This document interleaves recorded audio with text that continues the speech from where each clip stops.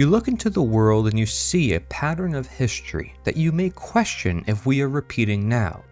That is, this idea of tyranny, this idea of order and chaos, this idea of even slavery, for which we may have said that we have abolished it, the form chattel slavery in particular. But how do we really prevent slavery as a whole, whether it's in one form or another? Well, by looking at the nature of slavery, we can understand what we can do.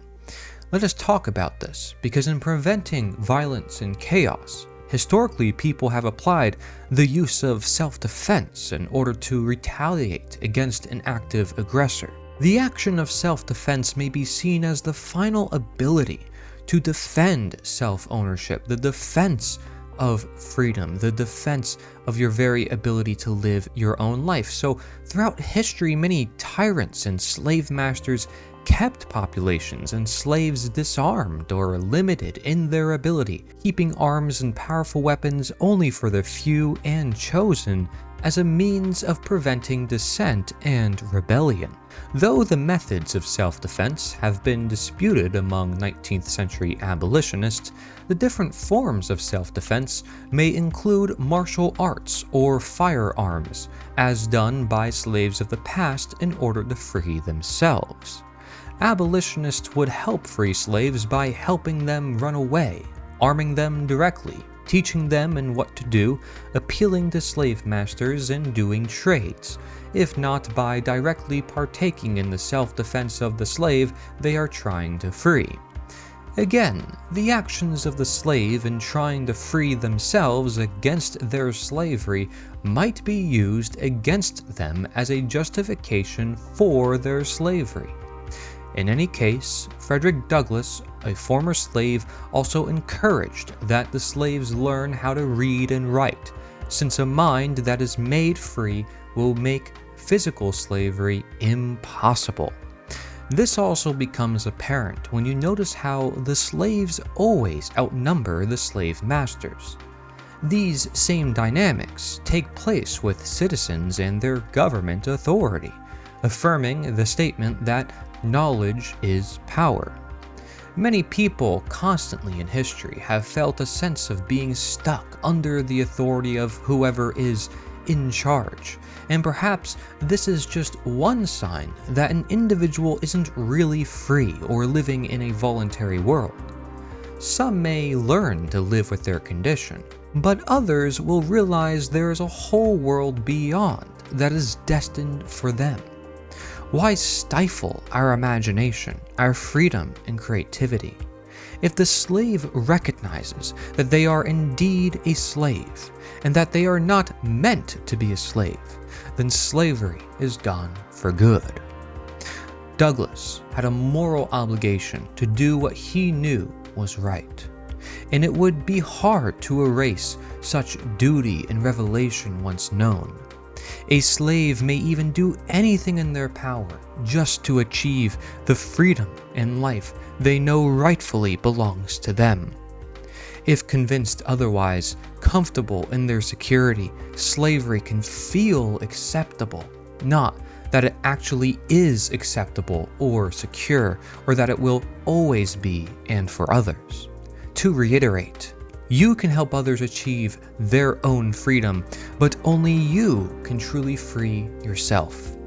If someone refuses to be free or never embraces their freedom, they will never truly be free. However, you can voluntarily choose to help defend others' freedom against those who seek to do violence against them. This is also known as the self-defense principle. To choose not to commit violence is known as the non-aggression principle. From a 2013 movie, 12 Years a Slave. If you want to survive, do and say as little as possible.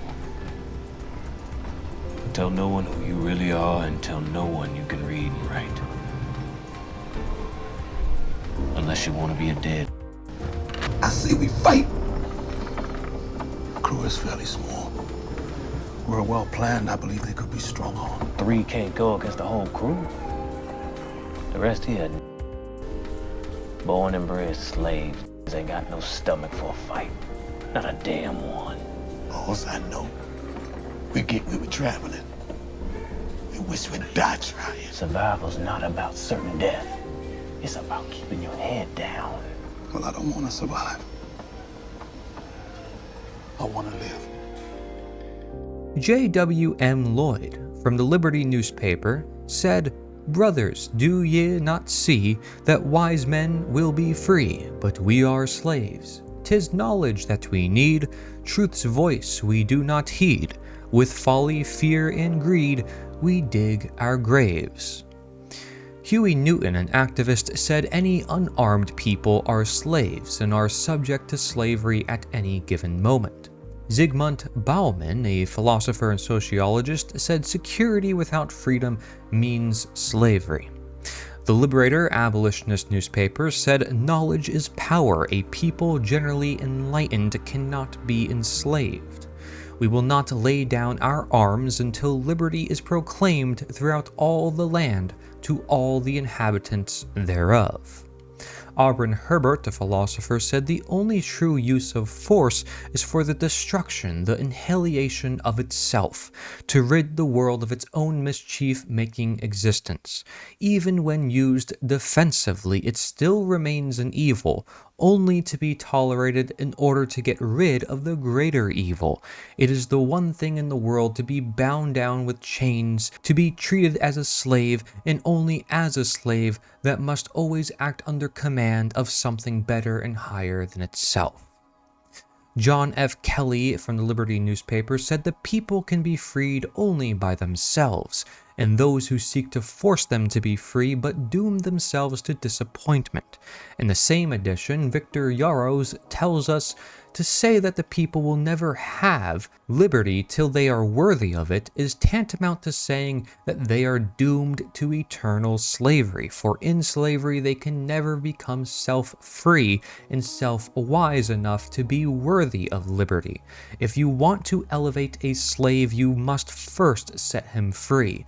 Liberty fits men for the proper fulfillment of the duties and functions which a liberty-conditioned life exacts from them, while slavery kills in them every manly impulse and makes cowards and sycophants of them. So from these quotes, we can understand that an integrative approach may thus be seen, and we can even explore the practical uses of civil disobedience and nonviolent resistance, and using nonviolence actually as a means for self-defense.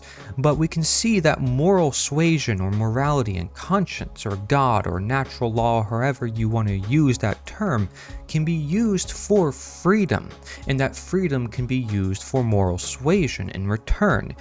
And you can see that Yarros even tells us that physically we are all slaves and our bodily chains can never be broken till we gain spiritual freedom.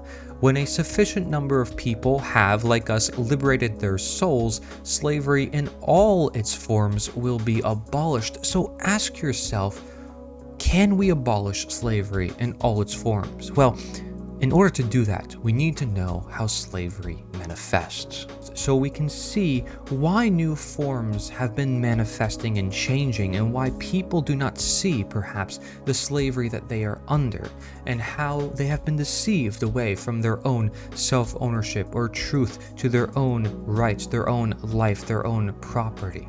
We need to get clear on why the world has become the way it is.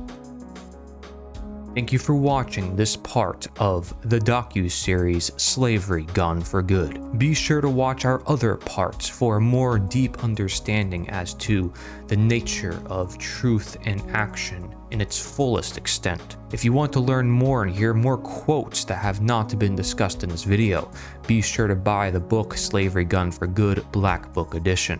This is the most important work in history, and you are part of that work. Do not forget it. As Frederick Douglass, former slave and abolitionist, said, "Knowledge makes a man unfit to be a slave."